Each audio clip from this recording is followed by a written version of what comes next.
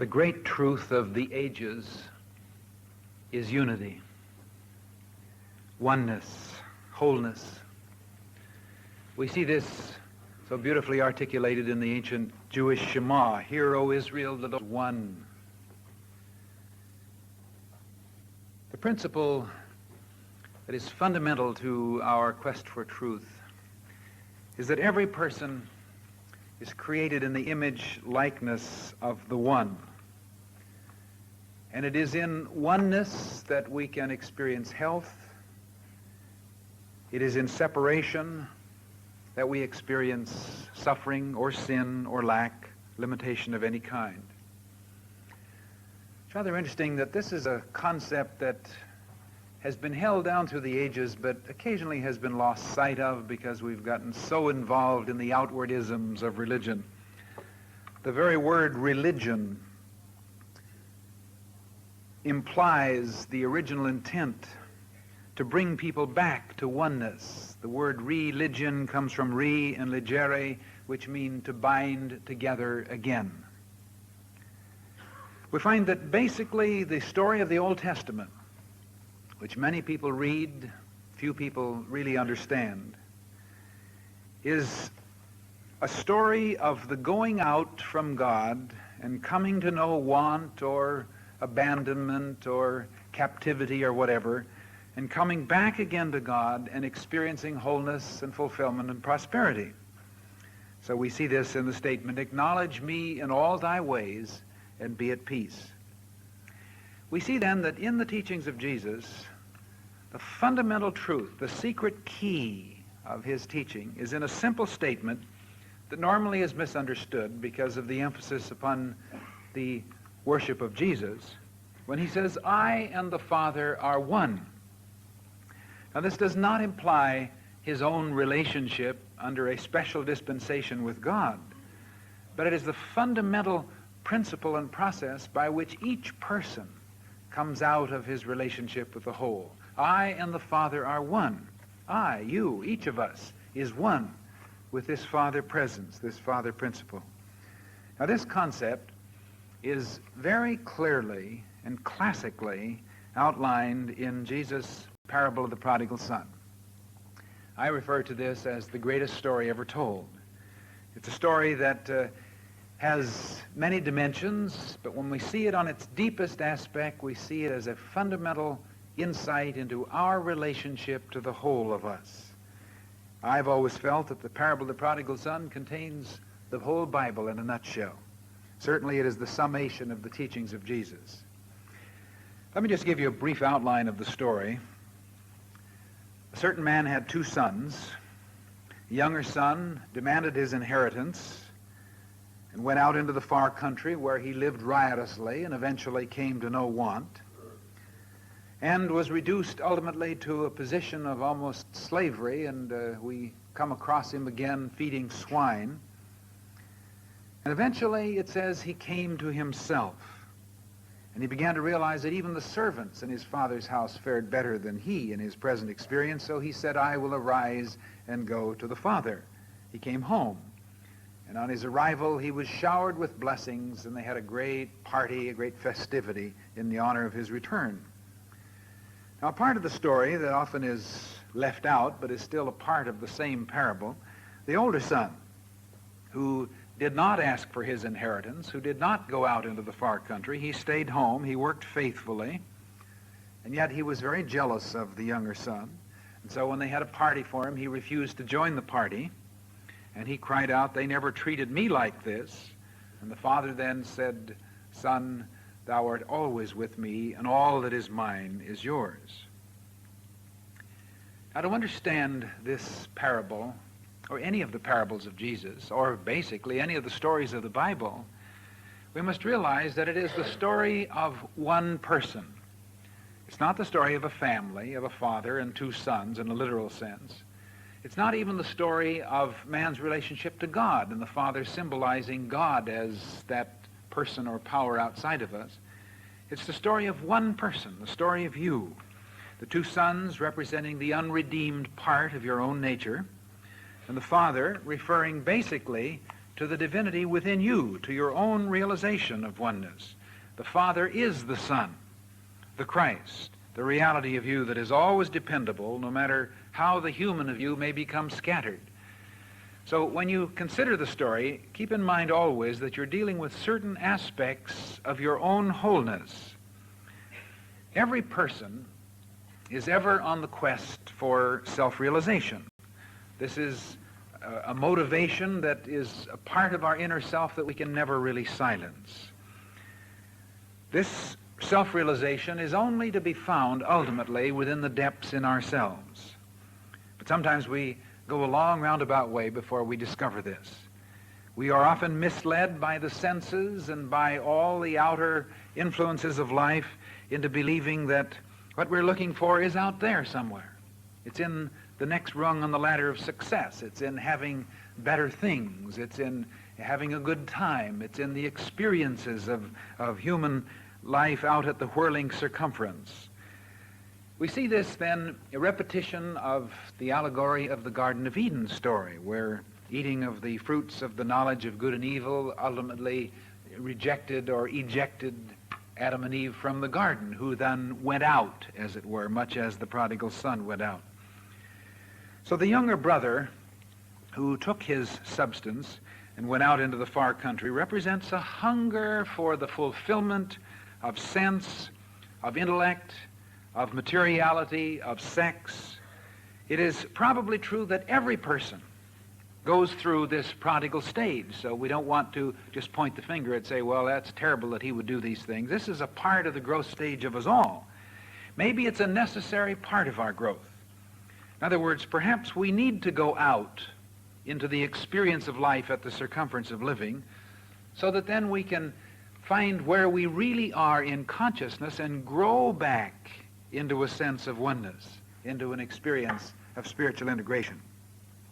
Now, the older brother of the story represents the conforming part of our consciousness. We do not really understand ourselves unless we understand that there are many parts of consciousness that pull us in one direction and the other.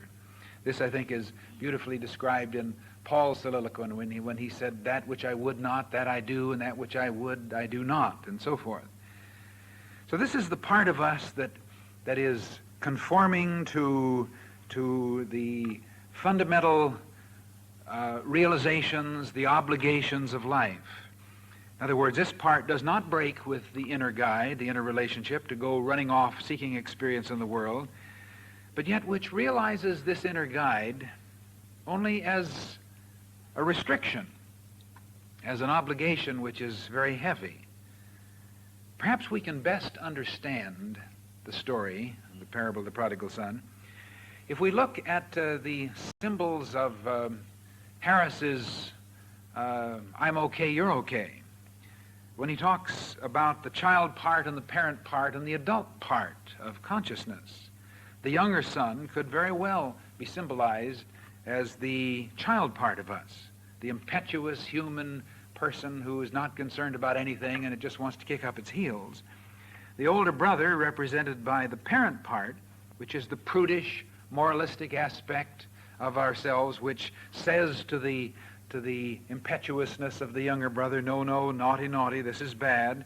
And the father, representing the adult part, the inner mature level of awareness, which is the reality which is always there, which is always the means by which our life can become integrated. Now we want to note especially that though the older son does not go out into the far country literally, yet in a figurative sense he goes out too, because he leaves the consciousness of unity, of wholeness. And thus in his bondage to obligation, he's a good son, he goes out and he works, he struggles, he's serving, he's working all the time. And I think it's good while we're considering the story that we see it against the backdrop of the shadowy form of the younger brother who's out there hoeing potatoes all during the experience, you see. But though he's there, he's doing what he assumes to be following the way of righteousness, yet in the seeking after this, he becomes no much better than a servant himself. And therefore he does what he does under a sense of bondage to obligation. Now, meanwhile, the younger son is lured out into the circumference of life, as we would say today, out where the action is. And he runs the gamut of experience. Now, this is the part of us that is deluded into feeling that the way to find oneself in life is to have the fullest sensual experience of life. And I am sure that every single one of us goes through this at some period in his experience. In other words, it represents that of you that is ego-centered, that is sensation-centered, that is material-centered, that all that really counts is that you get there, no matter how you get there, that you have the kind of things that you want, that you have a good time, that you have an experience of fulfillment, and so forth. In other words, life is a progress of gaining at the expense of life rather than at its expanse. Ultimately, in this quest, a person gradually is stripped of self-worth, and he's cut off from the flow of the creative process. And so he comes to know want. And we always come to know want when we are not inwardly related to the divine flow in ourselves, because life is not getting something from the world.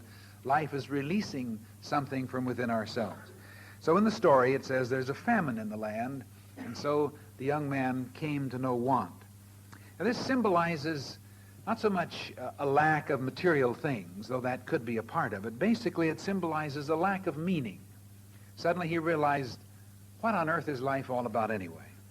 He found that his whole experience was empty.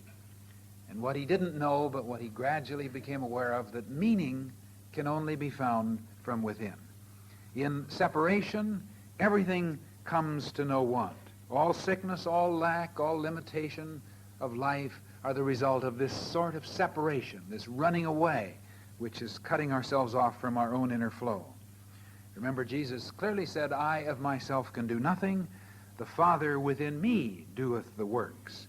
The realization that I can only experience anything in life in terms of my growth, in terms of creative activity, in terms of fulfillment, when I keep myself consciously in the inward flow. So the prodigal consciousness, then, is that which loses the awareness of this need for individual unfoldment and is basically concerned with getting there, anywhere, just get there, achieve, have. In other words, there is little awareness of the need to expand consciousness. As I say, success is not just getting there, it's earning the right to be there. It's expanding in our awareness of ourself, in our consciousness of the divine flow. In other words, in this sense, it could refer to physical illness. When the prodigal son came to know want, where we suddenly become aware that the body is completely limited by the conditions, by the food we eat, by the environment, by the climate, everything else. And there's a tendency to forget that each of us is a spiritual being, that our wholeness comes from an inward flow, that there is an innate renewal process. We lose sight of this, and so we come to know want. The prodigal then was reduced to feeding hogs. This is the symbol in the story, and basically this is a symbol of life at its lowest ebb.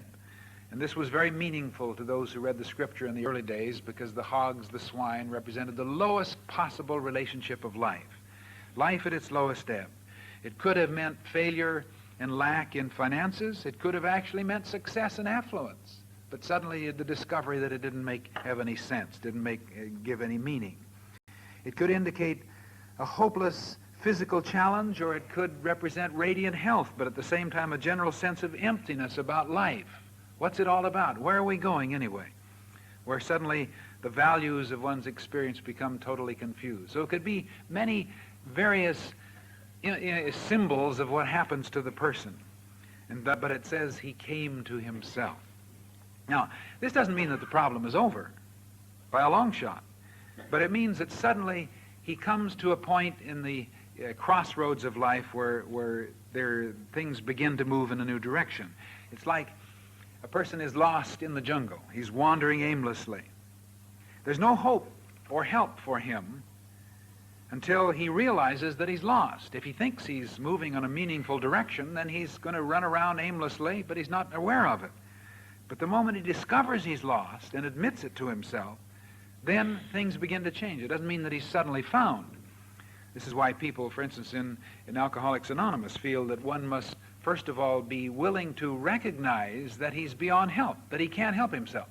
that he's lost control over himself. Then there's some help. It doesn't mean that the problem is over, but it simply means that he can't really make any progress in his own unfoldment until he comes to that awareness. The Greek philosopher Zeno says that the most important part of learning is to unlearn our errors. But of course, first of all, we have to admit that they are errors. We have to admit that we really don't know what we're doing, that we are on mistaken courses in our life. So the prodigal suddenly came to see how he'd been limiting himself. He realized, as the story put it, that even the servants in his own father's home fared better than he. And so he realized that in his insistence on having his own way, on going out and experiencing freedom, he'd cut himself off from his own innate support. The philosopher Schiller says, freedom is not just doing what one wants, but becoming what one must. And sometimes people have to go a long way in life until they realize this dimension of freedom.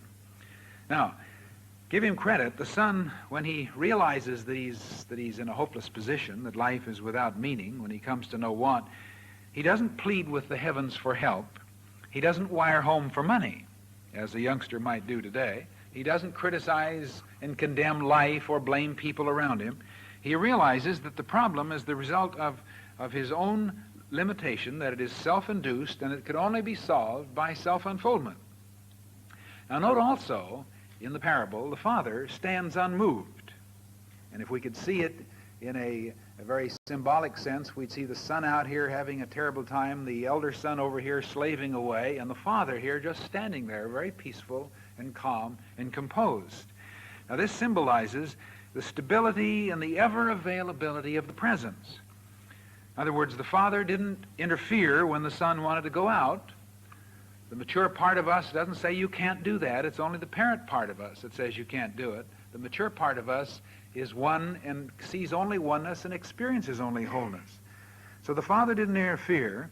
People quite often say, why doesn't God do something about this situation? Well, in terms of the divine part of every person, there's nothing that God can do. God has already done everything. He's already endowed the person with the fullness of the divine potentiality. But what can be done can only be done through the person. As we say, God can do no more for you than he can do through you. The person must come to himself. When he comes to himself, then he's ready to be helped. This is the unique aspect of sonship, the right and obligation of self-determination. If the father had compelled the son to stay home, or if he had insisted that he come home when he got in trouble, then the younger son would have still remained a prodigal at heart, even if he'd been chained to the door. Only when he came to himself was he ready to experience the return and to experience his own healing, his own wholeness. It's important to realize then that God cannot make you healthy. God cannot make you successful. God cannot make you wise or give you fulfillment in life unless, as Meister Eckhart would say, you let God be God in you. Electricity cannot make you turn on the light, but when you turn the light on and make the connection, electricity flows in and light results. Now we may recall that the son, as we read the story a little more detailed, the son, when he decided to go home, rehearsed a little speech, and he said, I will arise and go to my father. And he said, I will say, Father, I have sinned against heaven and before you. I am no longer worthy to be called your son. Make me as one of your hired servants. Now there's a flaw in this commitment, and you want to look at it very carefully. Something must change, or he can never find oneness. Can you figure out what the flaw is? Now you might look back the same story with the Israelites under Moses seeking their promised land. Egypt had been their bondage to sense and materiality, and their far country, where they came to know want, was their experience in Egypt. Moses represented their coming to themselves, their will to go to the Father. So they sent out spies to search out the land of Canaan, and they came back saying there were giants in the land, and we are in their sight and in ours as grasshoppers. So, in that story, they wandered in the wilderness for 40 years until they changed the grasshopper consciousness, until they outgrew it. So the parable of the prodigal son, then, is somewhat misleading in terms of time. The prodigal says, I'm going home, and then the next thing we see him at home. But this could be very figurative, and time is relative. This might have taken 40 minutes. It might have taken 40 years. But when the son prepared his speech, note that he said, I have sinned against heaven and in thy sight. Make me as one of thy hired servants. Now, this was his grasshopper attitude, a hired servant. He was ready to go home and simply go out and become a slave for the rest of his life. Thus, he was still in bondage. Something had to happen along that journey home, and it did. Because when he arrived home and he delivered his speech, he said, actually, I have sinned against heaven and before you. But if you'll note carefully in the scriptures, it says nothing at this time about becoming a hired servant. In other words, he had dropped the grasshopper consciousness. And that was the growth process, without which he could not have actually arrived home. So in that instant, in the flow of oneness with the divine process, symbolically the story says they put shoes on his feet, which represents a new understanding, said bring forth rings for his fingers, representing the authority of the consciousness of the word of truth, and put a robe on his shoulders, representing a new self-image, a new feeling of worthiness, a new sense of wholeness. Anytime a person turns from the sense of separation and embraces his feeling of oneness, then, as the scriptures so articulately put it, the very hills clap their hands for joy. And so when restriction is moved, there's a flow of life. The eat, drink, and be merry, for my son who was dead is alive again. This is what is symbolized. So the son is home. And this is, in a sense, descriptive of the experience of wholeness that comes to a person through the inward process of meditation, where he becomes attuned and outwardly radiant. Now, all this time, the older brother, steady and dependable, working in the fields, and we might tend to think of him as the all right part. This is a pretty steady guy. He's marvelous. We should give him a medal because he stayed home. He didn't go out in the far country. But with all of his respectability and his morality, he is in a far country too. He's actually too religious to be spiritual. He's too holy to be human. In other words, the older brother was a prodigal at heart too, and I suppose we could say, if we wanted to, that maybe secretly he longed to go out and live riotously too, but he didn't have the nerve, so he stayed home. And he stayed home and condemned.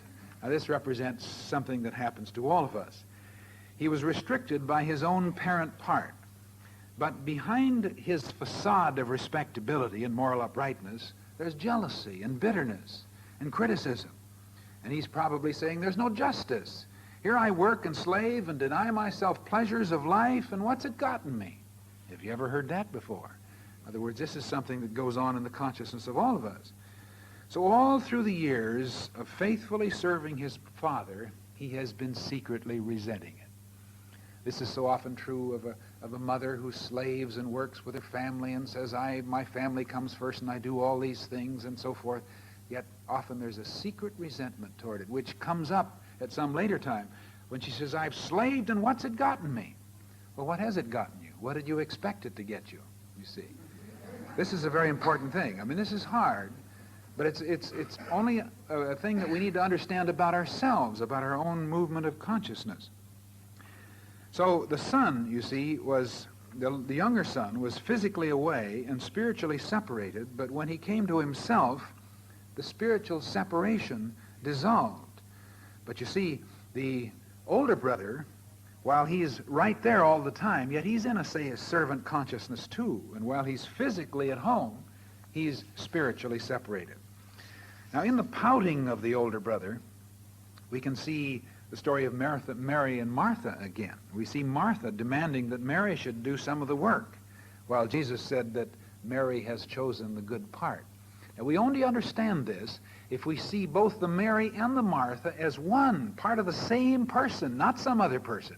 Many people resent these implications because they say, but I'm that Martha, and I think it's terrible that we have all these Marys in life. But the Mary and the Martha and the older and the younger son are parts of your own consciousness. So there's no way to weasel out of it, you see. This refers to things within yourself. The older brother is the tendency in persons to be smug in faithfulness to the law and to truth.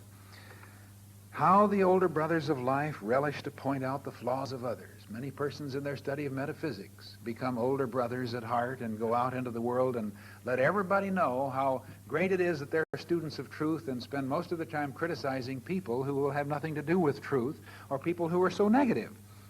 You see, it would be better for the older brother to be a prodigal and to go out and have his experience, his fling, than to stay home and criticize others. He is enslaved in a false sense of righteousness, so he too is a servant, and a very laborious experience is his. When he complained that he had slaved in the field while the brother was out carousing, and yet the father had never given him a party, the father makes a statement that is so important. It's the key to the whole story. He says, "Son, you are always with me, and all that is mine is yours." The younger son received the flow when he came home and dropped the servant consciousness. The older brother could receive that same flow too if he would change his consciousness. But the fact that he stayed home doesn't mean that he doesn't have any consciousness changing to do. The fact that you're a student of truth for 30 years doesn't entitle you to a medal when you experience some challenge in life. You still have to change your consciousness. You may not like it. You may criticize the fact that other people, they don't study truth. They're not involved in the spiritual way, but things work out all right for them. You still have to hold to the flow of your own oneness within yourself. The wholeness of life is always present. It's always present even in experiences of illness. It's present in times of lack and present in times of insufficiency. The whole of God is present in its entirety at every point in time and space at the same time. This is a fundamental that we've been dealing with recently, and this is what is dealt with in this Father consciousness. So the story with its characters symbolizes you, and whether you are experiencing lack and misfortune of your own far country experience through neglecting your spiritual life, your inner growth, or whether you're allowing your spiritual efforts to become mechanical and self-righteous with all the smugness and criticism and even jealousy that such an attitude normally leads to, the Father in you, the divine of you, your own Christ self of infinite potentiality, stands ever ready as your help in every need, the fulfillment of all your yearnings. And wherever and whenever and however you come to yourself, lift your consciousness to a new sense of creative worship, you will once again experience the great, beautiful, fulfilling flow of the creative process in and through you in a veritable eat, drink, and be merry festivity, which is a part of the releasement of your own inner self.